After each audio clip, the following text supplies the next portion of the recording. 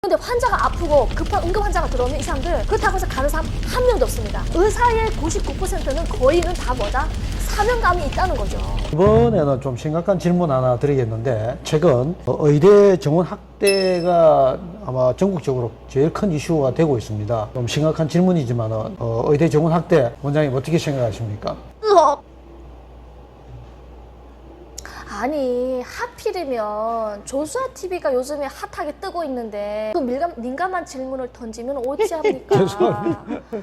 이렇게 되면 이거는 반당 반연명 정파보다 또 낙인을 찍힐 수 있잖아요. 네. 말 잘못하면 의사계에서 퇴출당할 수도 있고 또 지금 정부가 나를 또 남산 지하실 보내는 거 아닙니까? 그래도 한 말씀 좀 부탁드리겠습니다. 감독님 이거 약속하셔야 돼요. 이거 편집 웬만하면 많이 해주셔야 됩니다. 오케이 하셨습니다.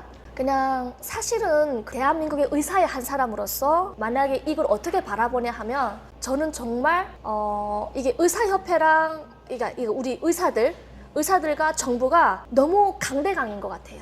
강대강. 사실 뭐가 문제냐? 만약에 반대할 거냐 찬성할 거냐? 정부에서 의대증을 올리는 거에 찬성할 거냐? 저는 반대입니다. 아, 그렇습니까? 네. 아, 왜 그렇습니까? 그러니까 지금은 아니라는 거죠. 아, 지금은 아니다. 지금은 아니라는 거죠. 올리는 거에 대해서는 향후에 어떤 그런 단계별로 해서 올리는 건 상관이 없지만 지금 하필 지금은 아니라는 거죠. 사실 그게 중요한 게 아니거든요. 의사가 그러면 의대증으로 올리는 이유는 뭐예요? 의사가 없다는 거잖아요. 두 번째는 지방에 의사가 모자라다는 거잖아요. 네, 그렇습니다. 그래서 지방 의료를 살리기 위해서 의대증원을 올린 거잖아요. 2020년도에 사실 그때도 한 번 정도 있었잖아요. 제가 지금 병원장이고 저도 의사들을 많이 이렇게 구인구직을 올리지만 저도 병원에 알바도 했었고 의사로 다른 병원에 일을 또 해봤지만 사실 의사가 모자라진 않아요.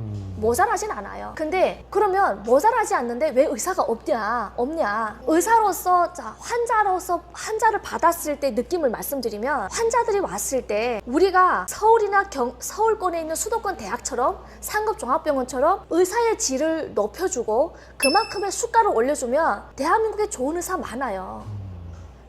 국민들이 생각하는 것만큼 수도권에는 빅5 대학만 좋은 게 아니라 대한민국에 좋은 의사가 양심 있는 의사가 그래도 많아요.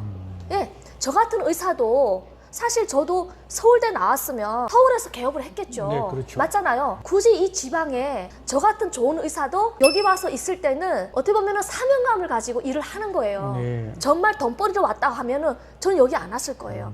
이거 인테리어하고 시설 장비 들어오고 정말 돈이 많이 들어가거든요. 그 다음에 지역에 사람을 구하기가 쉽진 않아요. 그러면 의료법 자체가 너무 테두리에서 수박 거달기예요. 왜? 병원을 차리려면 간호사의 필수 인력가 있어야 되는데 놀고 있는 간호사가 많아요. 그리고 일을 다 안 하려고 해요. 그러면 이거를 먼저 하기 전에 제일 먼저 대한민국의 우리 국민들의 어떤 일자리 개선 있잖아요. 그거부터 먼저 잡아줘야 될 거예요. 왜? 기업들은 사람을 구하려고 매일 광고를 내는데 그런 인력들이 없어요. 실업급여 좀 있으면 실업급여 다 해달래요. 이유 없이. 그 다음에 좀 키우려고 하면 월급 올려달라 그래요. 의사도 마찬가지예요. 자, 의사들한테 어느 정도 영향을 주고 자, 그 사람의 질을 높이기 위해서 어떤 단계 훈련이나 교육을 시키는 게 아니라 무조건 수가 다 깎아요. 그 다음에 무조건 뭔가를 의사를 범죄를 만들어요. 자, 요즘에는 진료를 보러 왔다가 뭔가 마음에 안 들면 인터넷 올려버리겠다. 그 다음에 신고하겠다. 무슨 고발하겠다. 근데 법에서 정부가 똑같이 어떤 법들 안에 의사들이 그 이름들 넣으면 양심 있는 의사들이 의료계를 떠날 수밖에 없다는 거죠. 그러면 지금은 의대 정원을 늘리게 되면 제일 먼저 피해를 당하는 사람은 누구냐? 지금 공부하고 있는 의대생들하고 전공의들이에요. 11년이라는 시간이 걸리잖아요. 11년이라는 시간이 걸려서 나왔을 때 과연 이분들이 설 자리가 없는 거죠. 왜? 자기네가 그래도 향후 지금 있는 애들한테는 피해자가 되는 거예요. 이거를 정부가 무턱대고 야 늘리자. 지역 의료 이게 아니라 자 그러면 이번에 나 이거 얘기해도 되나? 네, 괜찮습니다. 정부가 제일 먼저 잡는 게 출산율이잖아요. 네. 인구가 지금 소멸되고 있으니까. 그러면 인구 정책을 위해서 수많은 정책들이 많이 쏟아져 나오고 있어요. 자, 뭘로 할 거냐? 여기에서 핵심이 누구예요? 의사가 없는데? 필수과를 하는 소아과, 산부인과, 응급과 이런 데는 의사가 없어요. 그럼 이 사람들한테 처우 개선이 우선 아닌가? 산부인과 전문의가 성형외과로 가요. 소아과 전문의가 피부 미용으로 가요. 응급의학과 선생님이 피부 뿌띠 성형으로 가요. 왜? 일은 빡세고 수가는 안 올리고 맨날 멱살 잡고 대법원 판례도 나왔잖아요. 의사들 사지로 모는 거는 정부의 어떤 의료법에 대한 이 의사들에 대한 어떤 기본적인 것들을 제도적인 차원이 있고 나서 그러고 나서 이 의사들한테 자 산부인과 병원들에서 자연분만보다는 요즘에 인터넷 검색해 보세요. 산부인과 분만하게 되면 분만병원이 없어요. 다 재앙절개예요. 국민들은 그냥 산모들은 무차별 어떻게 보면은 그냥 당하는 거죠. 자, 양심 있는 의사들한테다가 자, 분만 수가를 올려보세요. 산모가 남편들이 만약에 의사 선생님들이 만약에 본인들이 배를 한 번 가른다고 했을 때 그 출혈량이 블러드가 어마어마해요. 수술을 한 번 하게 되면 거기에 따르는 후유증이라든지 제2차 어떤 그 질환들이 다 따라온단 말이에요. 근데 자연분만은 정해진 통로로 그 아이의 어떤 시간에 맞춰서 내려오는 거기 때문에 산모하고 의사의 호흡만 잘 맞추면 분만이 쉬워요. 근데 의사들 수가를 높여주지 않는데 누가 24시간, 48시간을 밤을 새워서 그 분만을 받냐고요. 현실적으로. 네. 국회의원들이 선거 때마다 자기네 공약을 많이 나와요. 자, 나는 출산을 올리겠다. 어떻게 올릴 건데요? 거기에 중심은 누구예요? 의사예요. 병원에서 이걸 잡아야 되고 제도적인 장치가 있어야죠. 산부인과 의사들한테 수가를 올려주고 그 의사들 질을 올려주고 그 다음에 그 의사들을 대우해줘봐요. 애기 낳다가 뭐 애기 죽었다? 애가 잘못됐다? 그러면은 무조건 다 뭐 소송이에요. 근데 그런 거를 아이가 사망하지 않도록 그 의사의 질을 높여주고 그 환경을 만들어줬더라면 사실은 의사가 숨진 않겠죠. 무조건 숨을 수밖에 없는 구조를 정부가 그 보완을 안 해준 거잖아요. 그러면 자연분만하고 제왕절개에 있어서 차이점, 예. 차이점이 많다 이 말씀이시네요. 그럼 출산율하고도 그가 관계가 된다 이 말씀이십니까? 자연분만을 하게 되면 산모가 그 다음에 애를 낳아도 리스크가 없어요. 근데 한 번 째버리면요. 여기 짠 데를 또 째고 또 째고 쩐대봐요. 그 수술을 하고 10개월 동안 최소한 한 달에서 2달 정도는 무거운 걸 들 수가 없고 그 절개한 그 부위에 인대가 다 늘어나 있잖아요. 어차피 복막을 막 그까지 다 째야만이 그냥 복부를 그냥 갈라서 그냥 애를 꺼내는 게 아니라 거기 들어가는 자 복부에 그 다음에 자궁에 그 다음에 방광에 그 많은 수많은 여러 가지 감염이나 위험 제2차 어떤 피해 발생들이 많이 생기는데 그러면 의사는 의사의 어떤 권한에 의해서 한다 하지만 산모는 그냥 오로지 그것 때문에 자 1000명 중에 한두 명은 신경을 잘못 건드리면 손상이 올 수 있고 수술 환자의 거의 대부분은 방광에 손상이 올 수도 있단 말이에요. 왜? 인접해 있으니까. 그럼 그거에 대해서 누가 또 한 번 배를 갈랐는데 두 번째 누가 또 배를 가르고 누가 또 애를 낳겠냐고요. 둘째, 셋째까지 우리가 출산하시는 산모들은 거의 없어요. 그러면 분만을 하신 분들은 첫째, 둘째, 셋째, 넷째, 다섯째까지 가능하겠지만 만약 7명을 아이를 낳는다. 그럼 7번을 배를 갈라야 되는데 그게 과연 가능하겠냐고. 그러니까 출산율하고 자연분만과 이런 것이 굉장히 그 밀집한 관계가 당연하죠. 그 다음에 자 젊은 인구들한테 출산을 잡을 때 자 제일 먼저 그래서 저는 의사들한테 먼저 이 사람들한테 자 사명감을 부여하려면 그만큼의 어떤 제도적 지침이 어떤 그런 것들이 따라줘야 된다 생각하고요. 자, 두 번째, 그 환경을 정부가 만들어줘야 된다 생각하고 국민의식도 높여야 되는 거고 각기 이게 보건소라든지 민간 어떤 의원급들에서 자연분만을 유도하게 해야지 의원급들에서까지 수술을 하게끔 하면 그러면 일반 로컬들에서는 수술은 말 그대로 2차나 3차나 대학병원에서 하게끔 고위험 수술을 하는 걸로 해야지 일반 로컬에서까지 수술을 다 하면 어떻게 보면은 저는 이건 아니라고 봐요. 네, 굉장히 오늘 중요한 말씀을 네, 정말 이거 정부 관계자님 이거 방송 보시면 저 그냥 보건복지부 장관도 앉혀놓으세요. 제가 확실하게 출산을 잡을게요. 진짜예요. 예. 그 지금 방금 이야기하신 그 의사가 출산율에 상당한 영향력을 미칠 수 있다. 당연하죠. 그러니까 자연분만 자체가 출산율을 높일 수 있는 유일한 방법이다. 네. 그러니까 이거에 대한 정부 정책이라든지 시민의 의식 자체가 완전히 변화가 돼야 된다. 네, 그렇죠. 이런 건 굉장히 출산율 엉망을 잡을 수 있죠. 향후 5년 안에 대한민국 지금 노인 인구가 계속 증가하고 있고 출산율 떨어지고 있고 생산 인구가 없는데 대한민국 과연 건재할 수 있을까요? 그거는 쉽지는 않을 거예요.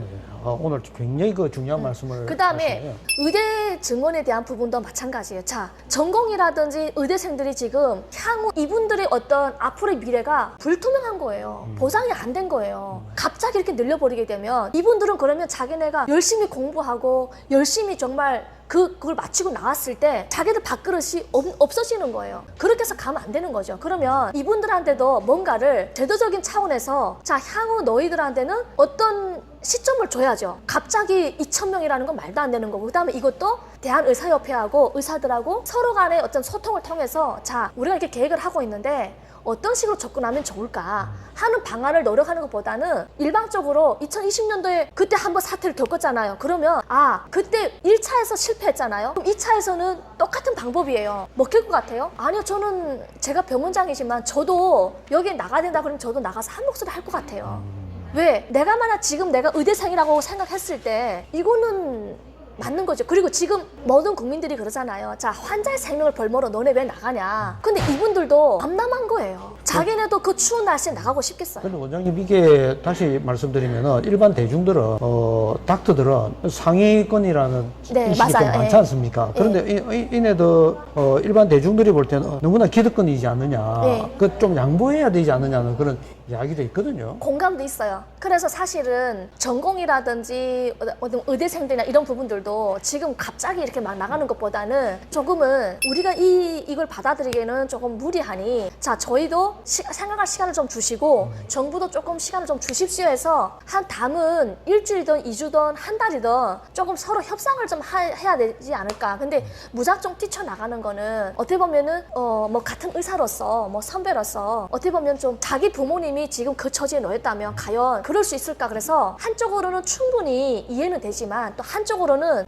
같은 의사로서 조금 안타까운 마음이 좀 있어요. 그래서 이거를 정부에서 너무 강압적으로 그냥 야 이렇게 하는 것보다는 조금 좀 완충 역할이 필요하지 않을까 싶습니다. 그 국가 정부 입장에서는 장기적인 플랜에 의해서 네.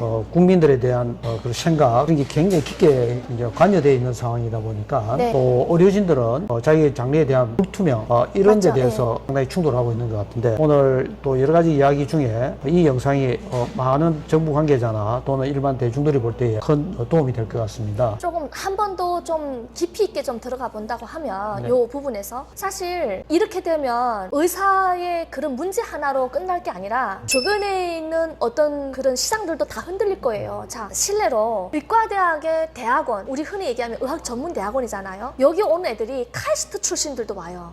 카이스트 출신들도 오고 그다음에 어떤 학자, 물리학자 뭐 이런 애들도 많이 오면 저는 그래요. 나라의 과학과 기술과 연결된 이런 애들은 그 분야에 대한 애들은 의대로 오면 안 된다고 생각해요. 저도 동의합니다. 네, 왜? 나라의 과학과 기술과 관련된 부분들은 그쪽으로 가야 되는 거고, 그러면 카이스트까지 어렵게 공부해서 그 수재들이 의대로 올 때는 정부에서도 이 4교육의 이상을 정확하게 잡아야 돼요. 그래서 학원가들에서 지금 수학 공부를 이게 뭐 수학 어떤 그런 우주항공사가 돼야 될 애들이 야 이렇게 되면 정부가 어떻게 보면 조금 이 지침 하나에 학원 시장들이 야 그러면 너 1년 재수해서라도 차라리 의대로 가. 왜? 노후가 보장이 되잖아요. 근데 과연 지금처럼 이렇게 시장을 열어놨을 때 지금 단편적인 사례로 변호사가 부족하대서 법학 전문대학원이 막 로스쿨이 네. 한창 막 그랬어요. 네. 과연 그게 지금 현 시점에서 봤을 때 10년이 지난 지금 시점에 왔을 때 과연 그게 올바른 정책이었을까? 네, 맞잖아요. 의사들도 마찬가지예요. 자, 지금 이 정책을 펼쳤을 때 과연 10년 뒤에 정말 지역 의료가 활성화되어 있을까? 절대 그렇지는 않을 거예요. 네. 그래서 어떻게 보면은 병원과 민간 기업과 어떤 공공기관 단체가 서로 상부상조 협력하여 가야 될 부분이지 정부에서 야 이거는 이렇게 해서 하는 건 아닌 것 같아요. 근데 그 최근에 지금 그 집단 지금 파업을 하고 네. 이런 것도 저 국민들이 굉장히 공포에 지금 네. 좀 이렇게 공포심을 가지고 지금 특히 그 응급 환자들은 굉장히 그 위급한 상황인데 이걸 지금 파업하고 있는데 그 국민들 정서로서는 상당히 두려움에 떨고 있거든요. 근데 국민 정서로 봤을 때는 당연히 불안한 건 맞고요. 그러면 국민분들도 이 잘 모르는 세계가 있어요. 자, 보세요. 코로나 때 성형외과, 그러니까 이 호흡기과 빼고 이비인후과나 소화기내과나 이런 데 빼고는 병원 시장이 다 죽었어요. 다 죽었어요. 피부 성형도 다 죽었어요. 네. 왜? 마스크를 쓰고 갈 수가 없으니까. 네. 근데 이게 과연 지금 이 시점을 봤을 때 국민들이 봤을 때 야 너네 이렇게 하면 환자들 벌모로 이건 아니지 않냐. 그런데 입장을 바꿔놓고 의사의 세계로 먼저 가보면 자 보세요. 의학 분업이 발생했을 때 약사한테 의사의 권력 자체가 거의 붕괴됐어요. 자, 두 번째, 이번에 또 한의사들한테 초음파 찍어야 된다 하는 거 일부러 또 허용을 했어요. 엑스레이까지. 가끔 의사의 영역을 또 넘겼어요. 세 번째, 자, 간호사들도 피부미용 한다는 법을 또 통과했어요. 자, 그 다음에 자 의사는 술 먹고 뭐 하다가 사고만 나도 너네 무면허다. 의사 면허 가지고 너네 박탈시키겠다. 그러면 지금 시상에서 봤을 때 국민들은 야 너네 왜 우리의 생명을 볼모로 왜 나가냐 하지만 사실 의사들의 이 영역에서 봤을 때는 정말 공부 열심히 해가지고 죽을 힘을 다해서 정말 그 면허를 따가지고 현장에 나가서 지금 정말 열심히 하고 있는데 지금 주 40시간 제도예요. 과연 의사들이 전공이나 의대생들한테 물어보세요. 병원 의료 현장에 갔을 때 과연 이분들이 40시간만 일하냐? 아니요.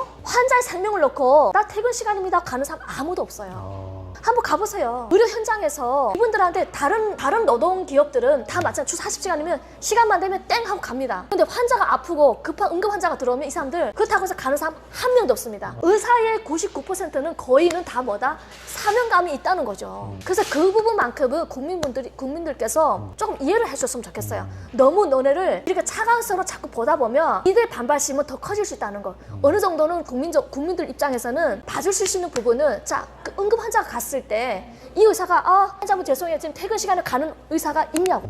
없습니다. 네네. 그런 거를 보실 때 저희 병원도 마찬가지예요. 자, 2시까지 진료입니다 했는데 3시 반에 오고 4시 반에 와요. 제가 있으면 저는 봐줍니다. 네. 네, 저는 그래서 이 일광에서 여기 오픈하는 병원이가 일요일 날은 문 여는 병원이 없어요. 빨간 날은 쉬는 다 문 닫아 있는데 문 여는 병원이 없습니다 해서 저는 365일 제가 진료합니다. 아, 그렇습니까? 네, 365일 진료하고요. 단 한 번도 진료 시간에 맞게끔 퇴근한 적이 없어요. 아이고, 보통 한 2-3시간, 4-5시간 항상 늦게 퇴근하고 그래서 여기 있는 기장에 있는 일광 주민들한테는 어떻게 보면 365일 진료하는 병원은 일광 서울병원밖에 없다는 거. 그렇구나. 자, 그 다음에 하나 더 뭐 아까 그 감독님이 얘기하신 분 중에 질문이 그거잖아요. 자, 의사들의 이 의대 반대가 심각했을 때 과연 앞으로 어떻게 진행을 될 거냐 하고 국장님도 아까 네. 얘기하셨잖아요. 지금 상황에서 만약에 이거를 정부가 그냥 밀어붙인다 그러면 하필 왜 총선 때냐고.